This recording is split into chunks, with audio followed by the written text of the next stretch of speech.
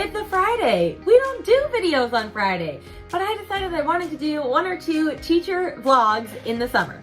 And in this vlog, we're going to be talking about this lovely stack of books and more right here. All about books I've been reading. Oh God. Books I've been reading over the past couple of months and books that I want to read over the next couple of months because it's always been a secret dream of mine to be a booktuber, and I'm not going to be a booktuber. I'm just going to do this like every couple months. But I have really great chats over with a bunch of you on Instagram about what you're reading, and so I would love to like talk about what I've been reading, what I thought of it, all of that sort of stuff, and then we will dive into what books I am going to be reading, along with a list of books that I've just bought in general, and we'll just go from there. If you don't know who I am, my name's Rainey. I'm a Teacherpreneur productivity mentor. I help teacher sellers master their time and energy while scaling their biz so that they can ditch the hustle and grind, break up with busy, and stop sacrificing their mental health. And normally this channel is just all productivity and teacher seller tips designed to help you be the best teacher seller you can be so that you can work less and make more. But today it is best teacher seller, but not even teacher seller, just best fiction, personal development, all types of books that I'm excited to read, that I've read, or that I've bought over the last couple months. And yes, I will link all of them down below. So for any book that I don't just automatically have already, I'm gonna go like this and show it over here. And that's what we're gonna do with the first book. The first book that I read in the last couple months is Where the Crawdads Sing by Delia Owens. And this has been on probably everybody's TBR at some point. It's a very popular book. If I'm looking over here, I'm just looking to remember a brief summary of what it's like. It's basically about a girl named Kaya. She's known as the marsh girl in her town and grows up in a shack out in the marshes bordering a small village on the coast of North Carolina. Her mom and her 4 older siblings all leave to get away from their very abusive father, leaving her left to fend for herself, and then her father disappears as well. And it's basically just centered around her and her experiencing life, experiencing love lost, love learned, and just growing up and catching the eye of 2 men in town. But then when the body of Chase Andrews is discovered in the marshes, she becomes a prime suspect. And so it's all centered around that. It was actually a really good book. It was a solid 4-star for me until like the last 2 pages. Like, I did not expect the last 2 pages. I will just say that. It was absolutely fabulous. I loved it so much. I gave it 5 stars, and it's definitely worth the hype if you're wanting some sort of like, not really thrillery read, but just like a feel-good thriller-ish novel. Next book, which most of my books are inspired by my favorite booktuber, Noelle Gallagher, which I'll link her down below, was The X Talk. And that one is about the struggling radio station that needs a new concept or a new idea for a radio show. And one of the producers, Shay, proposes a show that her boss gets really excited about called The X Talk, which will be 2 people that are exes having a radio show delivering relationship advice together. And her boss decides that her and Dominic, which they're actually rivals in real life, they're not exes, should be co-hosts given how much they already hate each other, even though they're not actually exes. And so of course there's got to be a love story that erupts from there. But this one was a solid 3.5 for me, and I don't really want to give away why. It was just kind of like you were expecting something like to happen at the end, like women empowerment and stuff, and then like it just doesn't go the way that you want it to go. And so I'll just leave it at that. It's still a good read. I read through it fairly quickly, but it didn't give me the oomph that I really needed to give it a higher rating, so it was just a solid 3.5 stars for me. Next book I read that I also don't have, I check out a lot of books at the library, is called Then She Was Gone by Lisa Jewell. I love Lisa Jewell is what I've decided. I've read a couple of books by her now, and she is fabulous. This one I read in less than 24 hours. It was honestly pretty dark. She's like a thriller crime novel person, and it was really good. So this one is 10 years after her teenage daughter went missing, a mother starts a new relationship only to discover that she really can't truly move on until she answers lingering questions about the past. Her life kind of stopped ultimately the day that her 15-year-old daughter left for the library and never returned. And so it's all about uncovering what actually happened to her 10 years later when she's trying to pursue a new relationship. And is the new person that's part of her new relationship involved in the murder or not? Who knows? You'll have to find out. Or if it was murdered, because they never actually found her. But anyway, you will love this story. It was really, really good.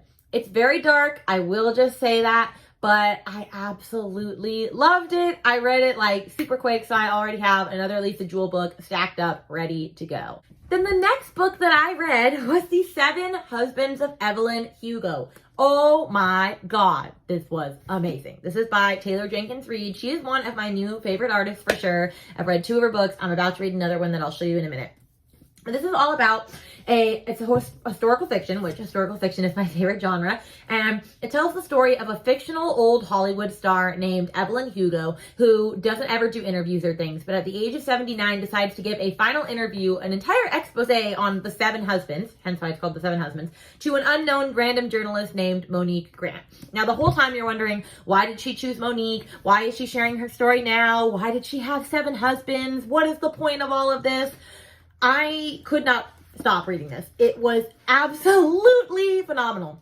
I love the historical fiction aspect of it. She was kind of based off of Elizabeth Taylor and another famous actress, and it was just so good and riveting. And each husband, I was like, oh my goodness, this is crazy. So you definitely need to read this one if you're wanting a really like romantic, but also like historical, like old era 20s, 40s movies type-esque thing. This is for you. The next one, which I actually own, but I gave it to my mother when I went home to visit, so I'll just put a little picture up here, is called The Silent Patient by Alex Michaelides, I don't really know. Anyway, oh my God, that was amazing. I know I'm saying they're all so good, but they also were. This one is a really psychological thriller about a woman's act of violence against her husband and of the therapist that is obsessed with uncovering the motive. And so one evening, this woman, her husband returns home from a fashion shoot and she shoots him 5 times in the face and never says a single word again after that. And so years after that, therapists are trying to get her to talk and she just won't talk. And finally, one therapist decides that it is his life's mission to get her to talk. And so it's just the story of what happens when they actually get her to talk. Like, why did she do it? What's going on?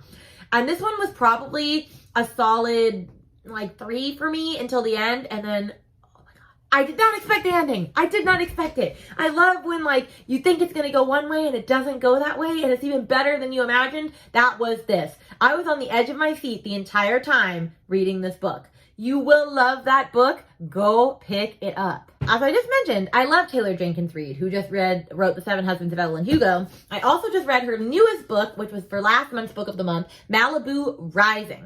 Now, fun fact about this, she ties in characters from each one. So in this one of her husbands is a famous like rock and roll type singer named Mick Riva. And this is about the Riva kids, including Mick Riva in this. So that's actually kind of cool that like she ties those together. But this one is about how every year the Riva kids have a giant party, like a Hollywood-esque party, like where all famous stars and celebrities come and like all sorts of crazy stuff happens. And this is about the party this year in 1979. In the life of a family, and they each have to choose what they will keep from the people who make them and what they will leave behind. And so like the first half of this book kind of like is of them setting up for the party, but also flashbacks to like Mick Riva's life and like his wife and like all of that stuff.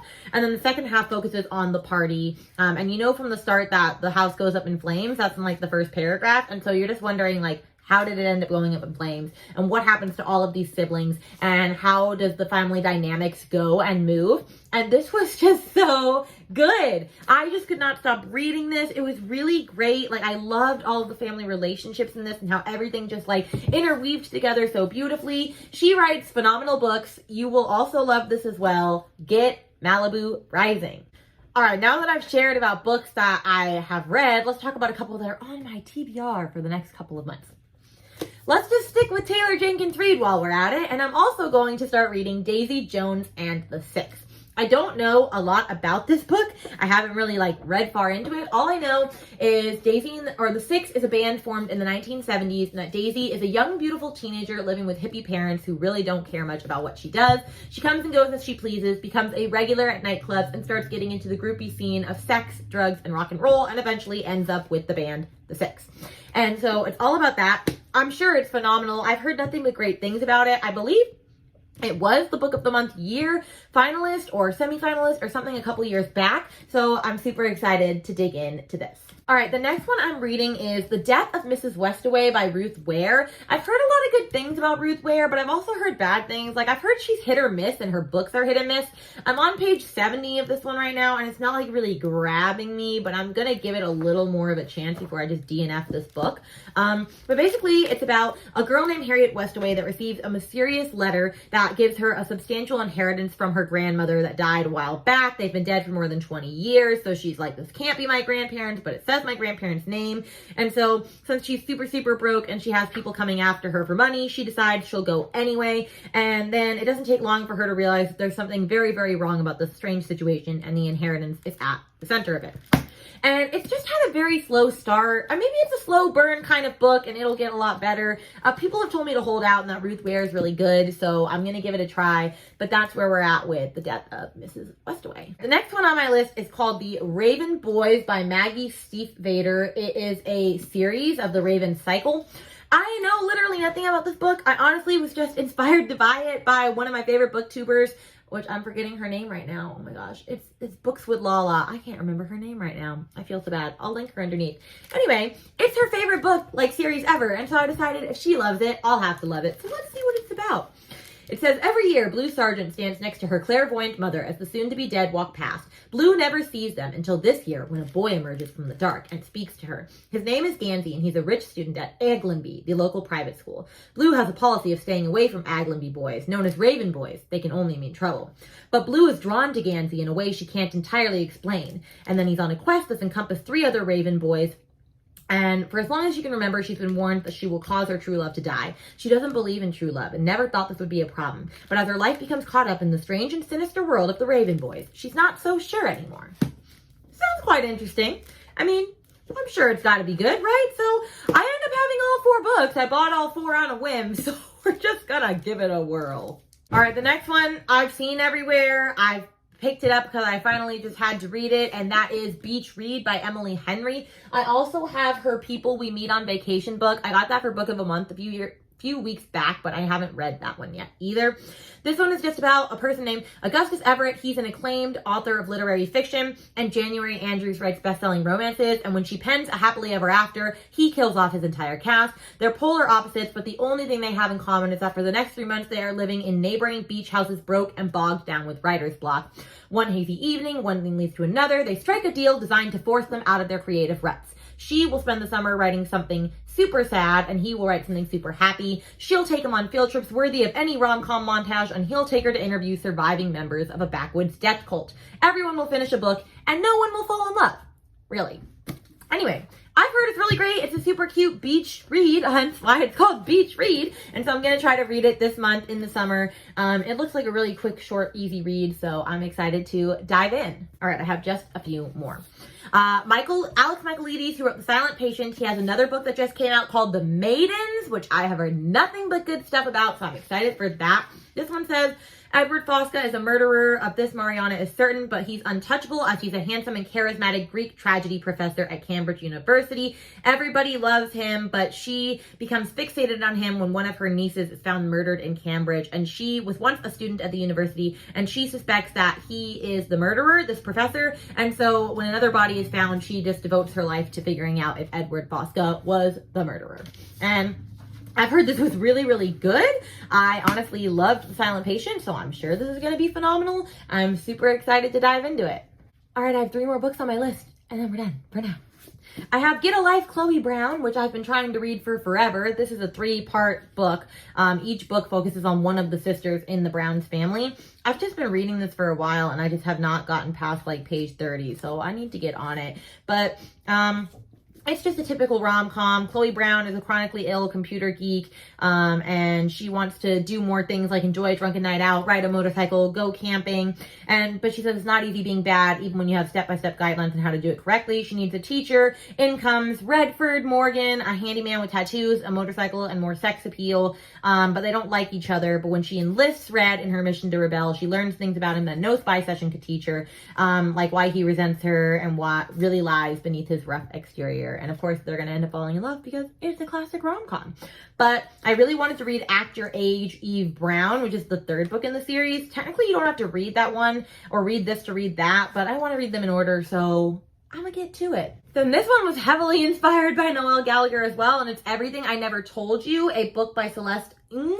She also wrote the Little Fires Everywhere, if you've read that series. But this says, Lydia is dead, but they don't know this yet. So begins this exquisite novel about a Chinese-American family living in 1970 small-town Ohio. Lydia is the favorite child of Marilyn and James Lee, and her parents are determined she will fulfill the dreams they were unable to pursue. But when her body is found in the local lake, the delicate balancing act that has been keeping the Lee family together is destroyed, tumbling them into chaos.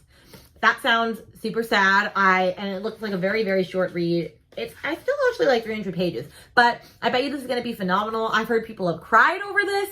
Can't wait to cry right along with them. And then the last book, which is like a personal development type one, is called Chillpreneur, the new rules for creating success, freedom, and abundance on your terms. I've heard this is really great. It says, feeling burned out by your business, sick of the hustle and grind culture of your industry, there's a better way. Get over your perfectionism and embrace the flow of the Chillpreneur. And so this is by Denise Duffield Thomas, who is a money mindset coach and a best-selling author. And so she shares invaluable business advice and counterintuitive millionaire mindset lessons, which will set you on the path of abundance without all the hard work, which I could definitely use. So I am super excited to reading this book so that I'm also not just reading fiction stuff, even though I love fiction stuff, I'm reading this stuff as well. Now, I was going to show you what other books I have picked up over the last couple of months. However, this video is already really long, so I'm going to skip that, and we're just going to go with the TBR. Maybe in another one we'll do what's on my bookshelf or what books I've bought that I haven't read yet, but that's it for this one. So let me know if you've read any of those books down below, or if any of those are on your TBR. If there's any books that you recommend to me, put those in the comments down below. I would love to hear what you are reading, but I just love reading all of the things and sharing it with others. But with that concludes this non-traditional teacher vlog on the channel. I will see you to our regularly scheduled programming on Sunday. Bye, guys.